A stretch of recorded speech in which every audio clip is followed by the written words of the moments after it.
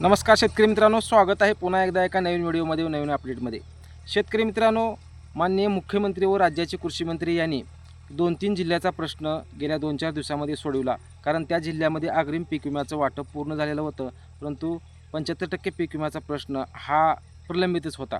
परंतु शेतकरी मित्रांनो, तो प्रलंबित प्रश्न माननीय राज्याचे कृषी मंत्री व मुख्यमंत्री यांनी मंत्रालयामध्ये बैठक घेऊन तो मार्गी लावलेला आहे। परंतु मोठा प्रश्न हा निर्माण झालेला आहे की इतर जिल्ह्यातील ज्या शेतकऱ्यांना पीक विमाच मिळालेला नाही, त्या शेतकऱ्यांनी आता करायचं काय?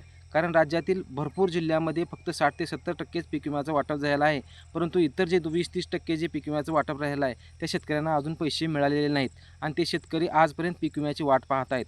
कारण आता वेळ राहिली आहे थोडी, कारण आता नवीन पीक हंगाम येणार आहे, नवीन पीक विमा योजना येणार आहे आणि त्याच्या अगोदर शेतकऱ्यांना पीक विम्याचं वाटप करणं शेतकऱ्यांना बंधनकारक आहे। कारण शेतकऱ्यांना जर पीक विमा हा नाही मिळाला तर शेतकरी पेरणीचे दिवस आहेत आणि अजूनही पीक विम्याची वाट शेतकरी पाहत आहेत।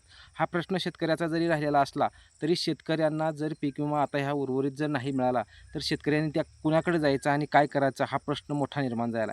त्यामुळे राज्यातील इतर जी जिल्ह्यातील शेतकरी उर्वरित राहिलेले आहेत त्या शेतकऱ्यांना पीक विमा मिळालेला नाही आहे। त्या शेतकऱ्यांनी आता कुणाकडे जायचं हा मोठा प्रश्न शेतकऱ्यांसमोर निर्माण झाला आहे। कारण ज्याप्रमाणे राज्याचे मुख्यमंत्री व राज्याचे कृषी मंत्री यांनी परभणी जिल्ह्यासारख्या एका मोठ्या जिल्ह्याचा जरी प्रश्न सोडवलेला असला तरी इतर जिल्ह्यातील शेतकऱ्यांचाही प्रश्न सोडवणं राज्य सरकारला बंधनकारक आहे।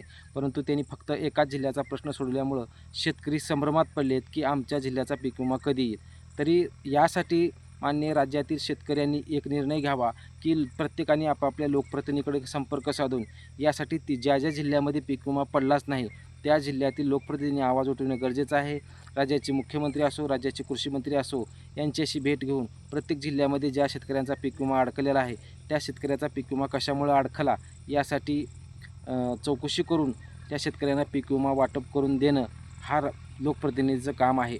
परंतु सध्या जरी पाहिलं गेलं तर आता थोडेच दिवस राहिलेले आहेत आणि नवीन पीक विमा योजना जरी तयार झाली तर इतर जिल्ह्याच्या ज्या विमा कंपनीकडे जरी प्रलंबित जे प्रश्न आहेत ते प्रश्न कधी सुटणार हा प्रश्न शेतकऱ्यासमोर निर्माण झाला। त्यामुळे राज्याच्या मुख्यमंत्री आणि कृषी मंत्री यांनी जे उर्वरित जिल्ह्यातील शेतकऱ्याचे पैसे राहिलेले आहेत त्यासाठी प्रयत्न करून विमा कंपनीशी बैठक बोलवून त्या शेतकऱ्यांनाही पैसे देणं गरजेचं आहे। कारण सोलापूर जिल्हा असो, लातूर जिल्हा असो, धाराशिव जिल्हा असो, बुलढाणा जिल्हा असो, अहिल्यानगर असो, वाशिम असो या भरपूर जिल्ह्याचे शेतकऱ्यांचे पैसे येणं अजूनही बाकी आहेत आणि शेतकरी फक्त ते वाटच पाहत आहेत की आता येतील की कधी येतील। आणि विमा कंपनीला संपर्क साधल्यानंतर विमा कंपनी म्हणते की आमचे पैसे कधी येतील म्हणून विचारल्यानंतर विमा कंपनी म्हणते तुमचे पैसे पडणार आहेत।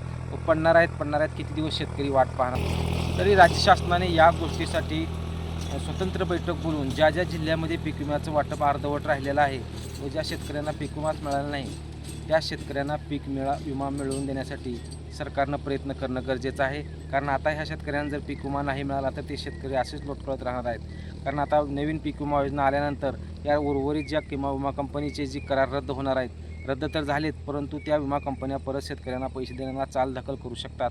त्यामुळं प्रत्येक ज्या जिल्ह्यामध्ये विम्याचं वाटप अर्धवट झालेलं आहे, ज्या शेतकऱ्यांचे पैसे अजून आलेले नाहीत त्यांनी लोकप्रतिनिधीशी संपर्क साधून आणि तेथीलही लोकप्रतिनिधींनी काळजीने विमा कंपनीशी संपर्क साधून व माननीय राज्याचे मुख्यमंत्री व राज्याचे कृषी मंत्री यांच्याशी संपर्क साधून अजून एक बैठक बोलवून सर्व जिल्ह्याचा प्रश्न मार्गी लावणं गरजेचं आहे। अन्यथा इतर शेतकऱ्यांच्या पैशाचा प्रश्न मागे पडू शकतो व त्या शेतकरी पीक विम्यापासून वंचित राहू शकतो। धन्यवाद मित्रांनो, अशाच नवीन व्हिडिओसाठी चॅनलला लाईक करा, सबस्क्राईब करा व सपोर्ट करा।